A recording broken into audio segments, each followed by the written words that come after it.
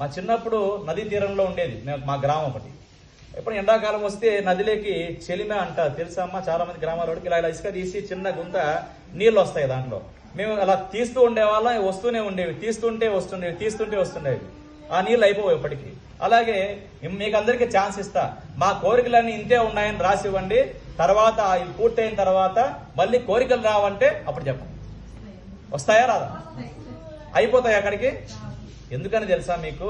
ఈ కోరిక తీరిన తర్వాత ఇంకోటి ఏదో కనిపిస్తుంది, అది తీరిన తర్వాత ఇంకోటి కనిపిస్తుంది. ఫస్ట్ ఒక అబ్బాయి ఉండేవాడు, పెళ్లి కాలేదని బాధపడేవాడు.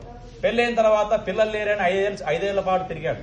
పిల్లలు పుట్టిన తర్వాత వాళ్ళకి చదువు రావట్లేదే, చదువు వచ్చిందనుకోండి మళ్ళీ వాళ్ళకి ఉద్యోగాలు రావట్లేదే, ఉద్యోగాలు వస్తే పెళ్లి కావట్లేదే, పెళ్లి అయితే మళ్ళీ వాళ్ళకి పిల్లలు పుట్టట్లేదే, పిల్లలు పుట్టిన తర్వాత మళ్ళీ వాళ్ళకి చదువు రావట్లేదే. ఆరోగ్యం ముసలాడు అయిపోయాడు.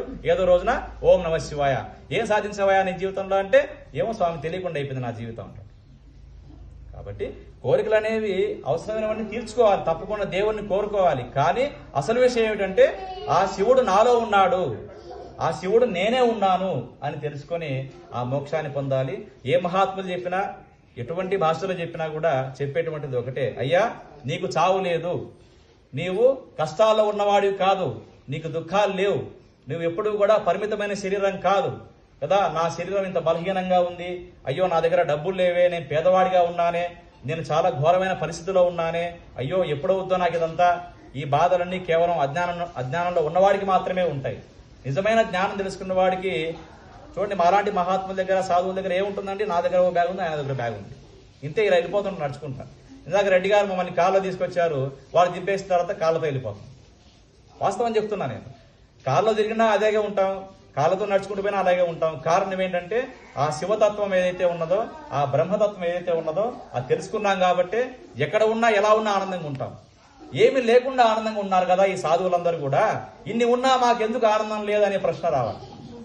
అప్పుడే నిజమైనటువంటి జ్ఞానం అనేది మనకు ప్రాప్తిస్తుంది. కాబట్టి ఎప్పుడు మనం దేవాలయంకి వెళ్ళినా, ఎప్పుడు మహాత్ముల దగ్గరికి వెళ్ళినా ఒకటే తెలుసుకోవాలి, శాశ్వతంగా దొరికేది ఏదైతే ఉన్నదో, శాశ్వతమైనటువంటి దుఃఖాన్ని పోగొట్టేది ఏదైతే ఉన్నదో, శాశ్వతంగా ఆనందాన్ని ఏదైతే ఉన్నదో అటువంటిది మాకు రావాలి అని ప్రధానంగా కోరుకోవాలి.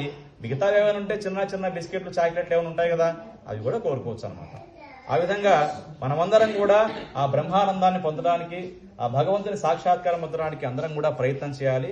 అటువంటి ప్రయత్నంలో ఆ భగవంతుడు కూడా మనల్ని అనుగ్రహించాలని కోరుకుంటూ, ఈ క్షేత్రాన్ని స్థాపించి ఇంత గొప్పగా అన్ని కూడా భగవంతుని ప్రీతి కోసమే సేవాభావంతో చేస్తున్నటువంటి అర్జున్ రెడ్డి గారిని మనస్ఫూర్తిగా ఆశీర్వదిస్తూ అందరికీ ఓం నమః శివాయ. ఓం నమః శివాయ. చక్కటి